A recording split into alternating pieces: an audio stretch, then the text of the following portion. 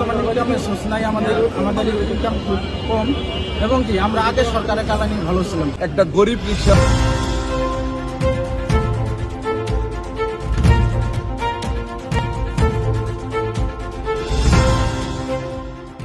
যে বর্তমানে ইনকামের সোর্স নাই, আমাদের ইনকাম খুব কম, এবং কি আমরা আগে সরকারের কালানি ভালো ছিলাম। একটা গরিব রিক্সাওয়ালারে গ্রেপ্তার করে, তখন তার ওয়াইফের নাম্বার এবং তার এক বন্ধুর নাম্বার আমাদের দেওয়ার পরে আমরা তখন তার সাথে যোগাযোগ করি, তার ওয়াইফের সাথে যোগাযোগ করি, ওয়াইফের সাথে যোগাযোগ করে আমরা বিনে টাকায় তার বলছি কখনো কোনো খরচ হবে না, কিছু হবে না, তার বিনে টাকায় আমরা তার জামিনটা করি। আমি একজন শ্রমিক মানুষ, রিক্সা শ্রমিক, এবং কি বিভিন্ন রকমের কাম কাজের সাথে আমি কাজ করে খাই, এবং কি আমি একজন সাধারণ মানুষ, এই বাংলাদেশের একজন নাগরিক।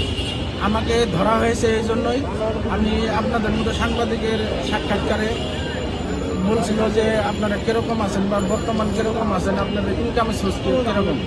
আমাদের টিম, আইন সহায়তার টিম, লিগ্যাল টিম থেকে আমরা যে মামলাটা জামিন করাইছি, এই ভাই অনেক অতি কষ্টে দিন আনে দিন খায় ঢাকা শহরে, তার চলার মতন রিক্সা চালায়।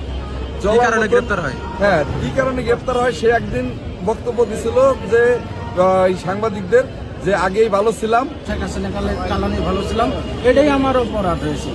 এই অপরাধের জন্য আমাকে 39 দিন জেল খাটানো হয়েছে, এবং কি আমাকে 2 দিন অযথাভাবে জেলখানায় আটকানো হয়েছে।